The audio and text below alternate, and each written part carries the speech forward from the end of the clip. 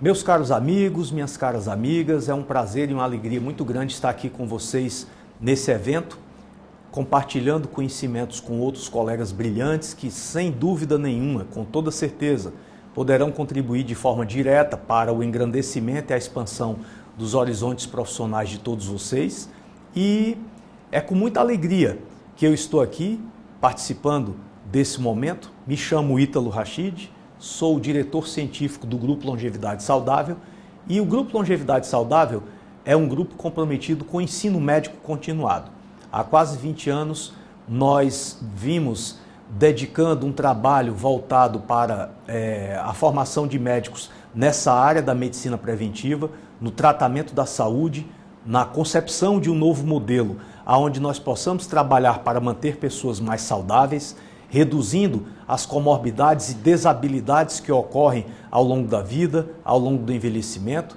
Temos uma noção e uma ideia de que é preciso promover uma integração entre os dois modelos, o modelo curativo, que é um modelo importantíssimo, o modelo preventivo, que não é menos importante. Existem pessoas que têm o perfil de tratar uma doença, existem pessoas que têm o perfil de se manter saudáveis, de modo que é a integração dessas duas vertentes da medicina que irá, com absoluta convicção, promover uma melhor qualidade de vida e um melhor benefício para todas as pessoas. Então, há mais ou menos, como já disse, 2 décadas, nós produzimos cursos para médicos nesta área, a medicina preventiva, o tratamento da saúde, a medicina da longevidade. E o processo de educação nessa área começa por um curso introdutório. Esse curso acontece seguindo um calendário anual, é um curso que tem 90 horas de duração. E quando o médico tem necessidade de aprofundar os seus conhecimentos, ele vai para um curso de pós-graduação lato sensu. Esse curso tem 19 meses de duração, ele é modular. E o médico amealha nesse processo de formação, entre introdutória e a pós-graduação, algo aí em torno de 650 horas de treinamento, permitindo que ele possa trabalhar com esses conceitos da fisiologia, da hormonologia, da integração do conhecimento em prol da qualidade de vida. E nesse trabalho de quase 20 anos, nós temos um grupo de médicos que já passaram por esses cursos, de aproximadamente 8.600, 8.700 médicos de mais de 30 especialidades diferentes. Temos nas nossas mãos a responsabilidade de zelar pela saúde de mais de quase 3 milhões de pacientes que desse modelo já obtêm benefícios e já conseguiram melhorar sua qualidade de vida. E para expressar esse modelo educacional, trazer um pouco aqui a reflexão de todos nós, eu escolhi um tema universal que interessa a qualquer especialidade médica, que é a fisiologia da vitamina D. A vitamina D, na realidade, é um hormônio esteroide. É uma molécula que foi descoberta lá na segunda década do século XX. Naquele momento, naquela época, não existiam recursos de biologia molecular para identificar com mais clareza essa estrutura desse elemento, que foi equivocadamente batizado como vitamina. Mas hoje nós sabemos que não se trata de uma vitamina, se trata de um hormônio esteroide. É produzido na mesma cascata metabólica da testosterona, da pregnenolona, da progesterona, da testosterona, do estradiol, do cortisol, da dehidroepiandrosterona. Então, eu vou me permitir usar aqui com vocês, ao longo dessa exposição, a nomenclatura de hormônio D. Não é uma vitamina. É um hormônio esteroide que controla mais de 80 funções de restauro e de reparo no corpo humano. É responsável pela ativação de mais de 3.500 genes e, para ser produzido, eu preciso de uma matéria-prima chamada 7-deidrocolesterol. Essa matéria-prima também é obtida a partir do metabolismo do colesterol e, ao circular na nossa pele, abaixo da pele, esse 7-deidrocolesterol é susceptível à incidência dos raios solares. Os raios solares, principalmente o espectro 200 a 400 nanômetros, aonde estão ali os raios ultravioleta, é exatamente esse espectro da luz solar que quebra essa molécula do 7-deidrocolesterol, produzindo a reação fotoquímica, transformando o 7-deidrocolesterol em colecalciferol. O colecalciferol é um metabólito que precisa ser transformado no fígado, precisa sofrer uma hidroxilação e transformar-se em 25-hidroxivitamina D3. A vitamina D3 é um pré-hormônio. Eu vou precisar dos túbulos renais para transformar, através de uma segunda hidroxilação, a 25-hidroxi em 1,25-deidroxivitamina D3 ou colecalciferol. Então, todo esse conjunto de reações metabólicas é necessário para produzir esse hormônio chamado hormônio D ou colecalciferol. É importante também lembrar que o fígado é capaz de produzir 25-hidroxi do ergocalciferol. O ergocalciferol vem dos alimentos, mas a quantidade de ergocalciferol presente nos alimentos é tão pequena que eu não vou poder contar com essa fração da vitamina D convertida a partir do ergocalciferol, e aqui já vem a primeira mensagem. A quantidade de ergocalciferol produzido pelos alimentos, disponibilizado pelos alimentos, não é suficiente para que nós possamos atingir níveis ótimos de vitamina D. Na prática, eu vou ter que contar com exposição à luz solar. Então, no seguinte cenário, imaginemos o indivíduo com pelo menos 80% do seu corpo descoberto, deitado, na posição completamente horizontal, entre 10 da manhã e 3 horas da tarde. Esse indivíduo é capaz de sintetizar em 20 minutos 20.000 unidades de vitamina D. Então, no momento que eu mostro essa constatação, eu até brinco com os colegas médicos.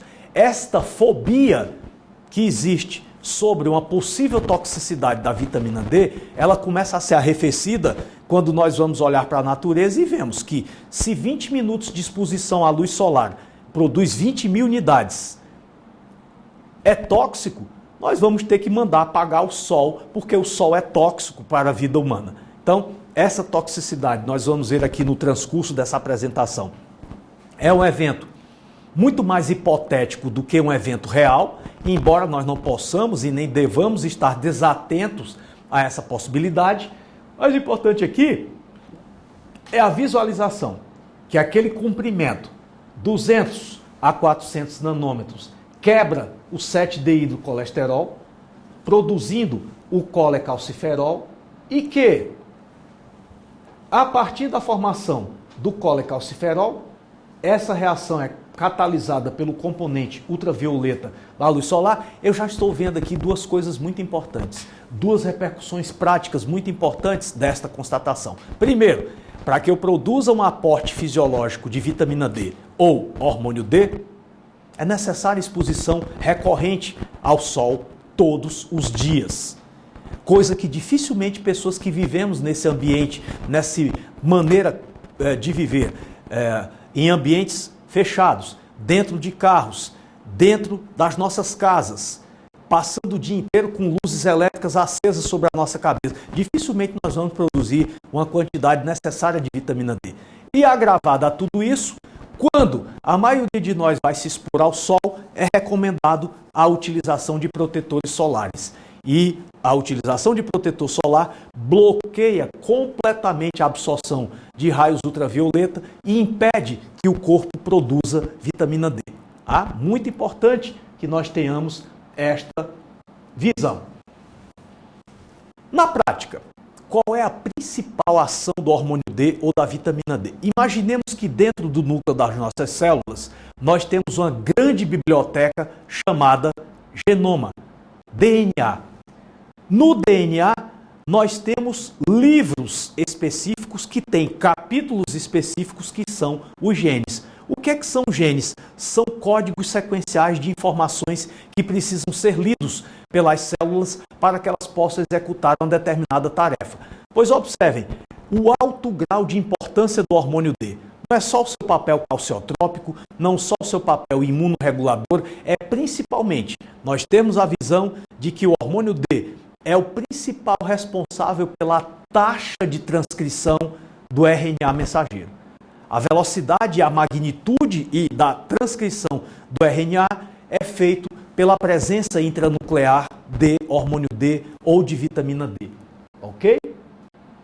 Então, a deficiência de vitamina D é uma pandemia que assola todos os recantos desse planeta. Estudos já têm sido fartos em demonstrar que praticamente 85 a 90% da população do planeta Terra é deficiente de vitamina D. Que os alimentos têm uma quantidade ínfima de hormônio D e que as necessidades diárias de suplementação desse elemento estão muitas vezes acima do que os níveis laboratoriais são capazes de apontar. Essas doses recomendadas de ingestão, elas foram estabelecidas lá nos anos 60 do século passado, em cima de um modelo patológico. Qual era o modelo?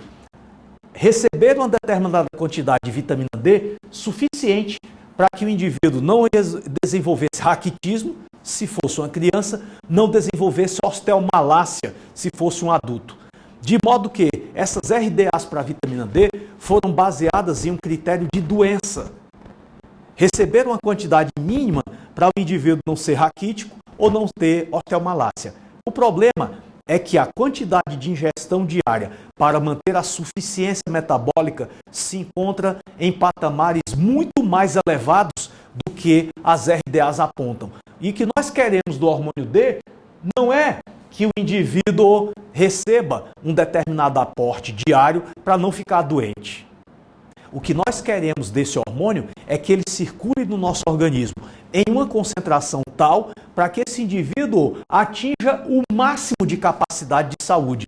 E nós estamos falando de elementos que estão em extremos opostos. O nível ótimo de hormônio D é completamente diferente do nível mínimo para não desenvolver uma doença, para não desenvolver uma patologia.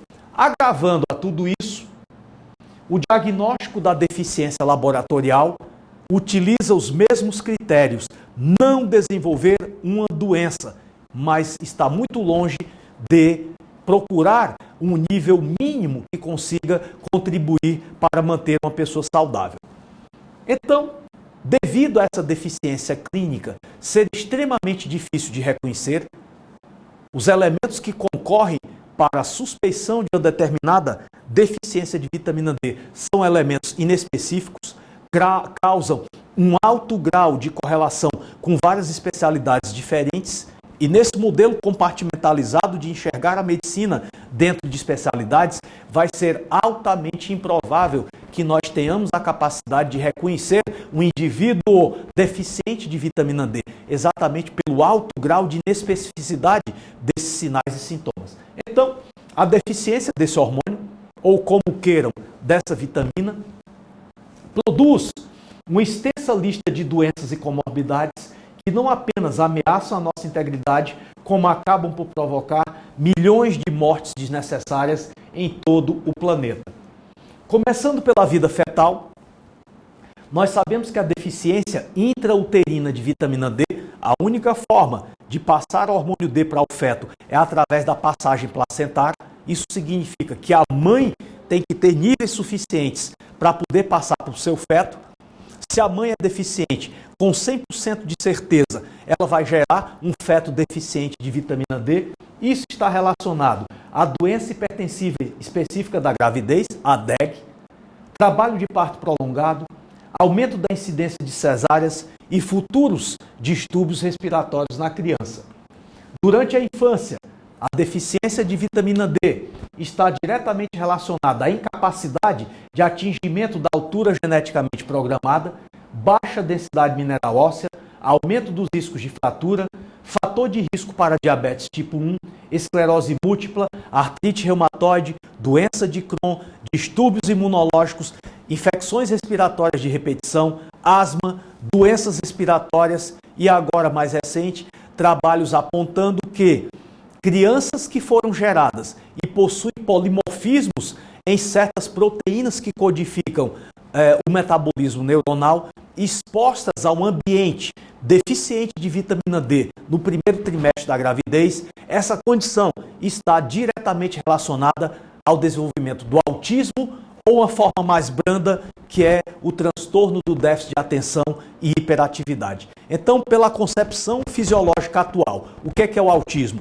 É uma doença autoimune produzida por um indivíduo deficiente de vitamina D ao longo do primeiro trimestre da gravidez.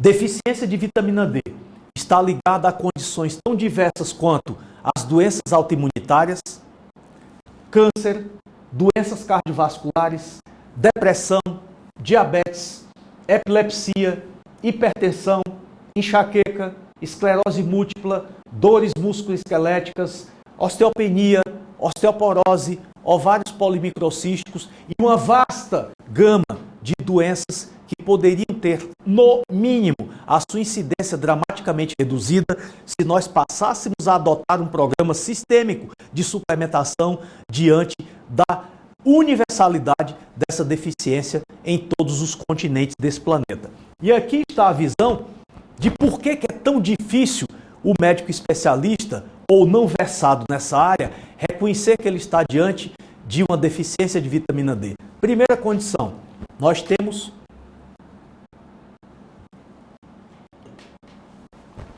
receptores para a vitamina D em todo o nosso organismo. Todas as células do nosso corpo exibem uma proteína chamada VDR ou receptor de vitamina D. De modo que, ao diminuir a oferta do hormônio D para esses receptores que estão presentes em todo o nosso corpo, eu posso provocar reações que podem estar conectadas a qualquer área da medicina. Por exemplo, uma deficiência de hormônio D pode ter a mesma relação causal de uma falência hepática com asma, com a doença respiratória, com a síndrome desmetabólica, com a fibrose cística, com a doença celíaca, com a osteomalácia, com o câncer de mama, o câncer de colo, o câncer de próstata, o câncer de pâncreas. Um diabetes pode ter a mesma relação causal de uma esquizofrenia, de uma depressão.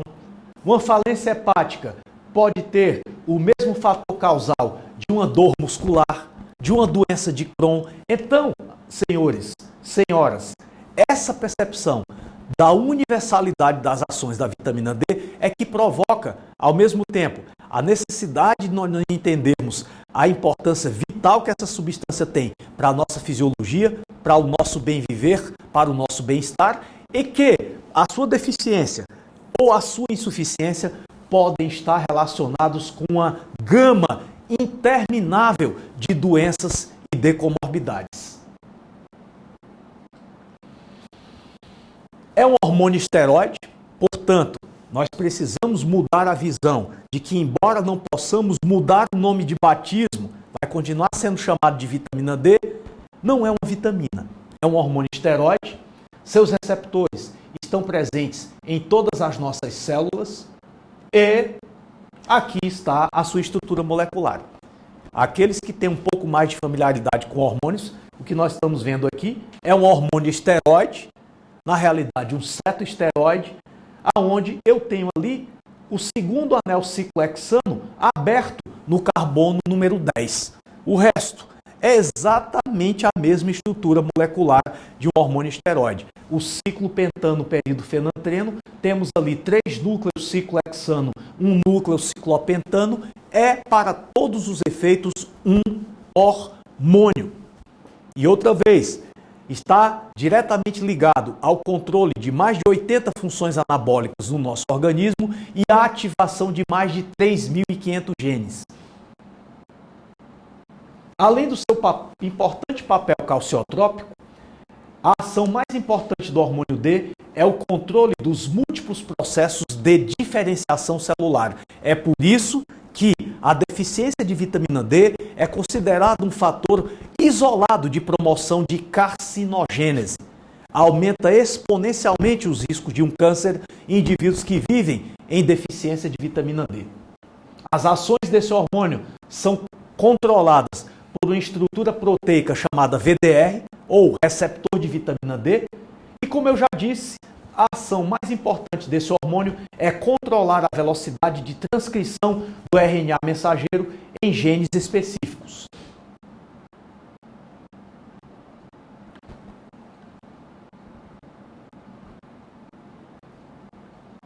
Esses são os principais órgãos do nosso corpo que possuem receptores para a vitamina D, e esses receptores são intranucleares, de modo que a deficiência de vitamina D pode provocar repercussões metabólicas em qualquer um desses órgãos, em qualquer um desses sistemas. Vocês observam como é vasto? Adipócitos suprarrenais, ossos, medula óssea, cérebro, mamas, cartilagem, intestino grosso e delgado, epidídimo, pulmões, osteoblastos, ovários, pâncreas, parótidas, paratireoides, hipófise, placenta, próstata, retina, estômago, testículos, ovários, timo, tireoide, útero, bolsa amniótica, tecido celular subcutâneo, mucosa nasal, árvore respiratória. É um elemento universal ao nosso corpo e à nossa biologia. Aqui,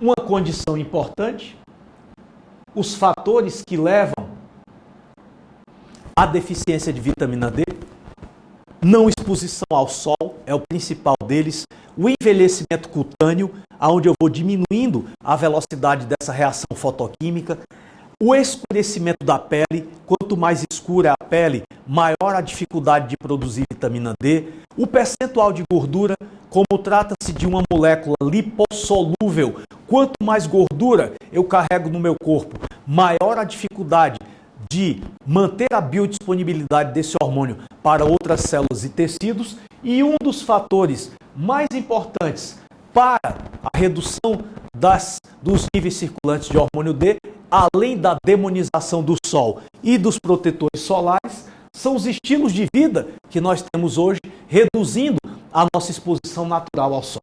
Trabalhamos ou vivemos em ambientes confinados, em ambientes onde a exposição ao sol não é a regra, centros de compras, onde você passa 11 horas da manhã, as lâmpadas elétricas estão todas acesas, você anda no metrô ou anda no seu carro e a primeira coisa que você faz é mandar cobrir os vidros do seu carro com uma película protetora para o sol não penetrar lá dentro do seu carro. Os carros são estacionados em garagens que ficam no subterrâneo. As crianças não têm mais quintal para brincar. O quintal hoje é a sala onde elas ficam jogando os joguinhos eletrônicos ou nos shopping centers, de modo que a vida moderna provocou e tem provocado uma dramática redução do aporte dos níveis fisiológicos de vitamina D. Então, nós temos as evidências de que a deficiência de vitamina D promove profundas alterações na estrutura funcional ventricular, na mecânica ventricular. O déficit de vitamina D aumenta a geração de citocinas pró-inflamatórias que atacam esse endotélio, aumentam de maneira exponencial a vulnerabilidade desse endotélio à formação de placas ateroscleróticas, e a suplementação de vitamina D é uma estratégia de base para redução dos riscos de doenças cardiovasculares, principalmente o infarto agudo do miocárdio. Trabalhos que demonstram o fator protetor do hormônio D na prevenção de doenças cardiovasculares, na prevenção da hipertensão arterial sistêmica. A vitamina D é capaz de inibir a renina e isso promove vasorrelaxamento, aumenta também a síntese local de óxido nítrico, promovendo dilatação arterial, e esses fatores podem ser importantíssimos na condição de prevenção de comorbidades como as doenças cardiovasculares e hipertensão.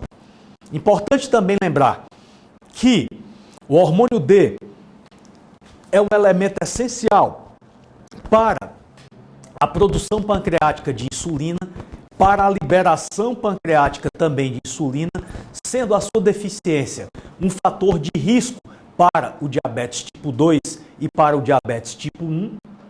Temos também o efeito antidiabetes da vitamina D, vários estudos que também demonstram o fator protetor da vitamina D como um dos mais importantes fatores anticancerígenos.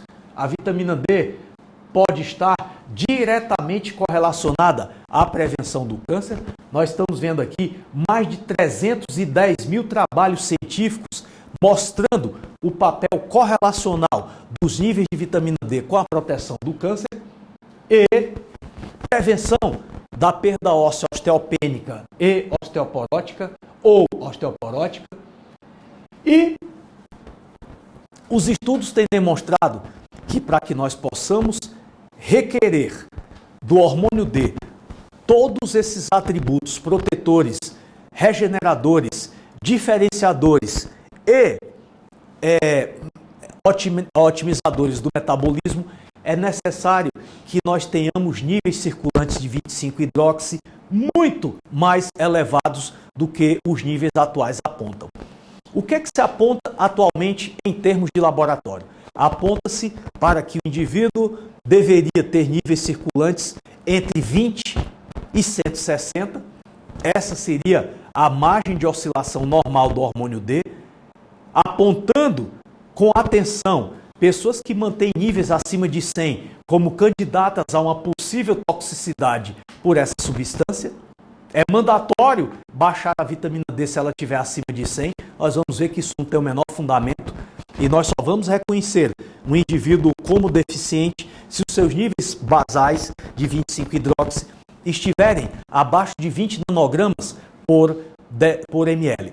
Acontece que, quando se vai fazer a correlação entre a capacidade protetora e os níveis séricos, nós vamos ver que é preciso viver com níveis muito mais elevados do que os níveis laboratoriais apontam para a normalidade. Esse estudo aqui, por exemplo, foi muito interessante porque ele demonstrou que crianças que possuem baixos níveis séricos de vitamina D aumentam em 11 vezes a incidência de infecções do trato respiratório.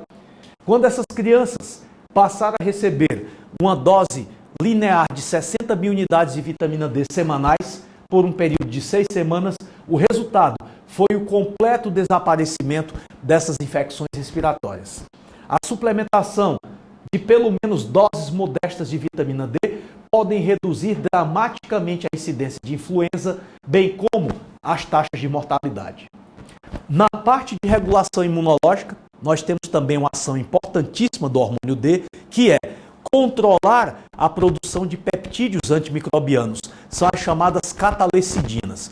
Todas as vezes em que o corpo humano é invadido por um bioagente patogênico, o sistema imunológico precisa mensurar a carga patogênica desse elemento e provocar uma reação imunológica que possa neutralizar a capacidade patogênica daquele agente. Pois bem, esse sistema chama-se Normal Regulation. Para que eu tenha Normal Regulation, para que o meu sistema imunológico possa responder de forma adequada ao ataque de um vírus, de uma bactéria, de um fungo, de um protozoário, eu preciso ter níveis ótimos de vitamina D.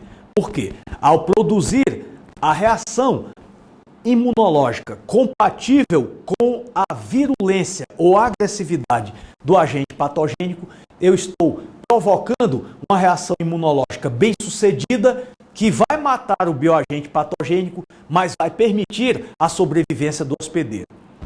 O que nós estamos vendo, por exemplo, agora, nesse momento de pandemia? O que nós estamos vendo agora é que os trabalhos têm apontado que 100% dos desfechos letais de infecções por coronavírus ocorrem em indivíduos que possuem os níveis séricos de vitamina D menores do que 20. E 100% dos indivíduos que possuem níveis séricos de vitamina D superiores a 80 podem até adquirir o vírus, mas permanecem em um estado completamente assintomático. Eles não manifestam doença quando possuem níveis elevados de vitamina D. E um outro estudo publicado há 2 semanas atrás, foi um estudo multicêntrico, publicado lá na Ásia, demonstrou que quando eu classifico indivíduos coronavírus positivos versus os níveis de vitamina D, esses indivíduos são estratificados em 4 grupos. O grupo 1, indivíduos positivos, mais assintomáticos. O grupo 2, indivíduos positivos, mas que têm como manifestação clínica um resfriado leve, uma disfunção que desaparece em pequenos dias, em poucos dias. O grupo 3 já tem um estado gripal mais severo, tosse produtiva, expectoração, algum grau de desconforto respiratório, cursa muitas vezes com febre. E o grupo 4 é o grupo onde esses sintomas são tão mais graves que exige internamento hospitalar. O que é que o estudo demonstrou? Que 98,6% dos indivíduos assintomáticos tinham os níveis de 25-hidrox acima de 50 e 98,8% dos indivíduos que estavam internados hospitalar tinham um nível menor do que 20 nanogramas por decilitro. E qual foi a conclusão desse estudo?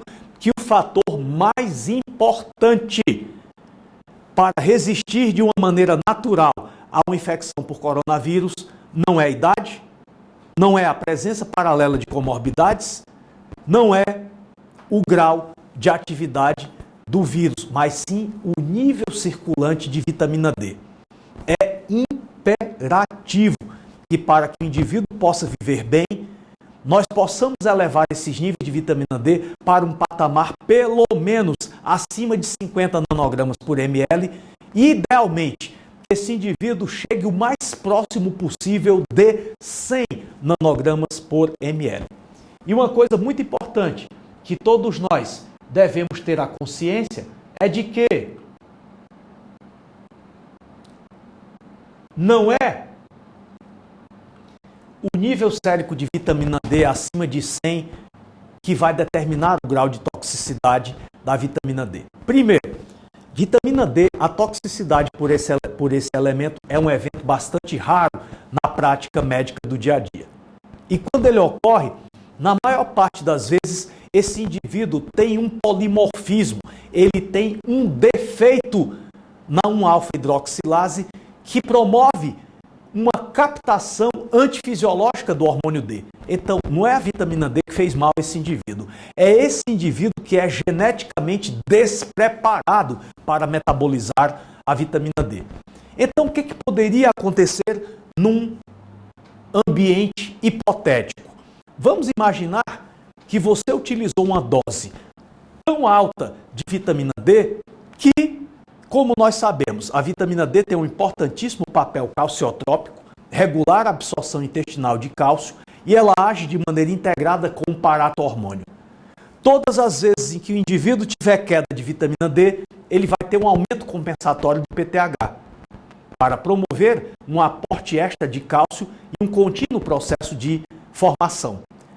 Ao contrário, quando esse indivíduo passa a ter um nível ascendente de vitamina D através de uma suplementação, ele passa a ter uma diminuição do parato-hormônio. Então vamos imaginar que esta pessoa tenha recebido uma dose tão elevada de vitamina D que suprima o parato-hormônio. Se eu suprimir o parato-hormônio, eu posso provocar como consequência uma hipercalcemia e a hipercalcemia pode provocar supressão do hormônio antidiurético. E o final dessa cadeia de eventos poderia levar o indivíduo a uma falência renal por hipovolemia, por excesso de perda líquida, por supressão do hormônio antidiurético. Esse evento é raríssimo. Eu, particularmente, nunca vi isso acontecer na minha prática profissional. Mas o importante deixar aqui como legado é que quando nós iniciamos um protocolo de suplementação ou reposição de vitamina D, não é o nível sérico que me preocupa. Porque esse nível sérico vai elevar quando eu começo uma suplementação. O que me preocupa? Eu preciso manter esse PTH detectável. O PTH varia de 10 a 65 nanogramas por ml e eu preciso manter esse PTH numa margem de segurança pelo menos acima de 10 nanogramas. Por quê? Se eu mantenho o PTH acima de 10, significa eu não tenho riscos de promover supressão do hormônio antidiurético. Então, a toxicidade ou o potencial de toxicidade da vitamina D não é determinado pelo nível sérico acima de 100, é determinado pela supressão do parato-hormônio. É isso que nós temos que ter em mente quando utilizamos a suplementação de vitamina D em nosso dia a dia de forma terapêutica. Então, qual é a lição de base que nós precisamos deixar aqui? A lição de base é protocolo de intervenção terapêutica, tá? Principalmente nesses tempos de crise, nesses tempos onde as pessoas precisam elevar dramaticamente a sua capacidade imunológica inata, é necessário que nós priorizemos entre qualquer outra estratégia a suplementação de vitamina D como um evento de base para a promoção de uma melhora, uma elevação da capacidade imunológica inata. E o que é que eu tenho recomendado para os colegas médicos? Iniciarem um protocolo de suplementação de pelo menos 10.000 unidades de vitamina D por dia para todos os indivíduos que pesem mais de 50 quilos e menos de 65. Então, nós agrupamos os indivíduos candidatos a suplementar vitamina D dentro dos seguintes grupos. Primeiro, qualquer pessoa que esteja vivendo hoje com um nível sérico menor do que 50 não está vivendo com a quantidade adequada de vitamina D capaz de controlar 80 funções metabólicas e ativar 3.500 genes. Primeira coisa, é preciso a visão de que é necessário intervir para acender os níveis de vitamina D, pelo menos inicialmente para algo acima de 50 nanogramas. E para que nós possamos atingir esse objetivo imediato, classificamos os candidatos à suplementação de vitamina D em 3 grupos. O grupo 1, pessoas que pesam mais de 50 quilos e menos de 65. De 50 a 65 quilos, o que é recomendável? 10.000 unidades internacionais por dia, pelo menos. Se esse indivíduo está no grupo que pesa de 65 a 80 quilos, nesse cenário já é recomendada a suplementação de pelo menos 15.000 unidades internacionais de vitamina D. E se esse indivíduo pesa mais de 80 quilos, ele é candidato a iniciar a suplementação com pelo menos 20.000 unidades internacionais por dia. O cenário oposto, pessoas que pesam menos de 80 quilos e ou crianças, adolescentes e pré-púberes. Nesse grupo aí, de pessoas que pesam menos de 50 quilos, nós indicamos a suplementação de 200 unidades internacionais para cada 1 quilograma de peso. Então, vamos imaginar que eu tenho ali uma criança que pesa 13 quilos, ela já é candidata a usar 2.600 unidades, eu já arredondo para a casa imediatamente superior. 3.000 unidades por dia é o que uma criança de 13 quilos necessita como mínimo para reposição de hormônio D.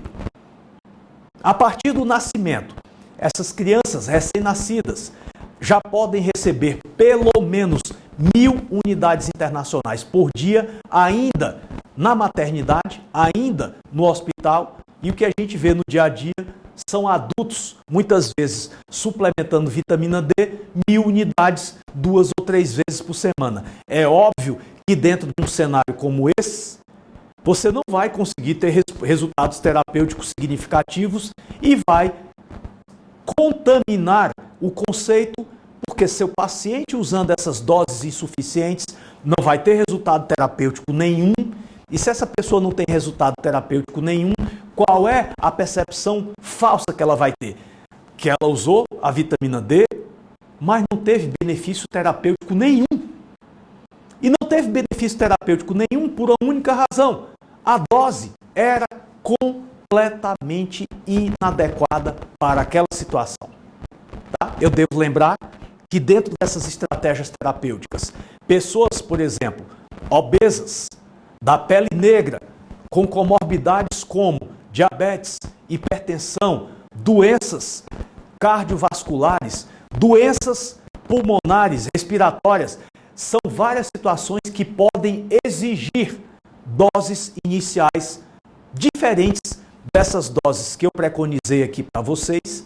Algumas dessas pessoas podem exigir até uma rápida saturação das reservas de adipócitos de vitamina D através de um protocolo de exposição a doses bem mais elevadas em forma aguda, em um único dia, depois serem sequenciadas com doses respeitando essas margens de peso para que eu provoque uma rápida saturação desse adipócito e essa pessoa possa ter hormônio D ou vitamina D sobrando para atingir outros lugares, outros setores, outras células, outros tecidos que sistemicamente irão se beneficiar da suplementação de vitamina D. E eu quero aqui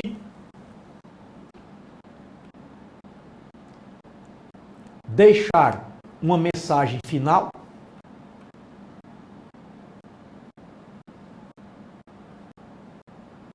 que é exatamente isso. O lado obscuro de tudo isso que eu falei para vocês é que esses achados e evidências, milhões de pessoas em todo o planeta estão adoecendo e morrendo nesse exato momento simplesmente por não estarem ingerindo as quantidades ótimas de vitamina D.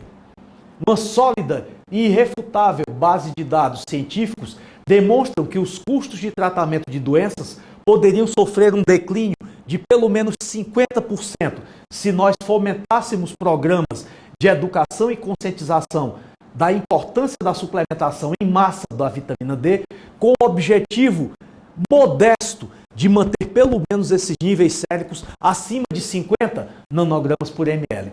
Paradoxalmente, o outro extremo, a maioria dos livros médicos convencionais não enxergam um indivíduo como deficiente se os níveis não estiverem pelo menos abaixo de 12. Isso é uma verdadeira tragédia para a vida humana. Então, meus amigos, qual é a mensagem que eu procurei deixar aqui nessa breve exposição? É claro que entendermos a fisiologia do hormônio D é um evento que envolve um nível de complexidade muito maior. O que eu quis trazer hoje para vocês é apenas um eye-opener, apenas uma introdução, apenas um despertar para um assunto que pode ser uma das mais importantes estratégias dentro da prática médica, qualquer que seja a sua área de atuação. Passarmos daqui para frente, vigiarmos de maneira amiudada, de maneira sistemática e recorrente, os níveis de hormônio D ou de vitamina D, como prefiram, e passarmos a estabelecer um compromisso de manter os níveis de vitamina D dessas pessoas que nos procuram, independentemente de qual foi o motivo, em níveis pelo menos acima de 50 nanogramas por ml.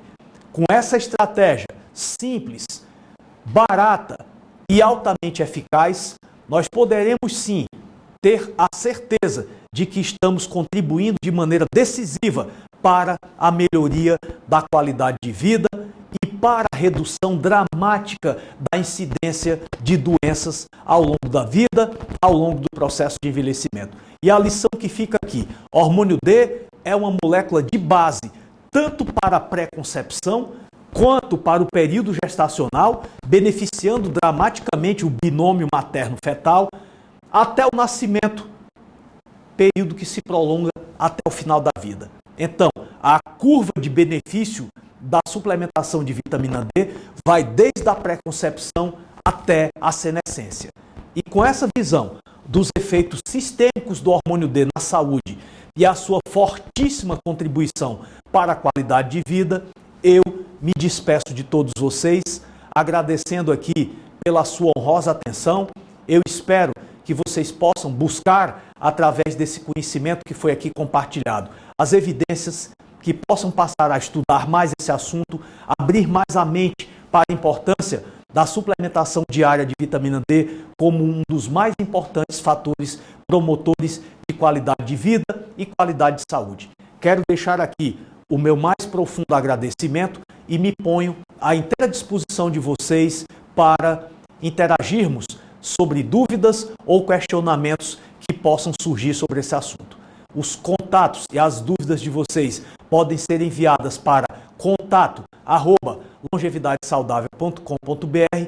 Eu terei o maior prazer de responder às suas indagações e fornecer a vocês fontes de referência aonde possam continuar o aprofundamento dos estudos nessa fascinante área que é a metabologia da vitamina D. Muitíssimo obrigado, um forte abraço a todos e até a próxima oportunidade. Tudo de bom.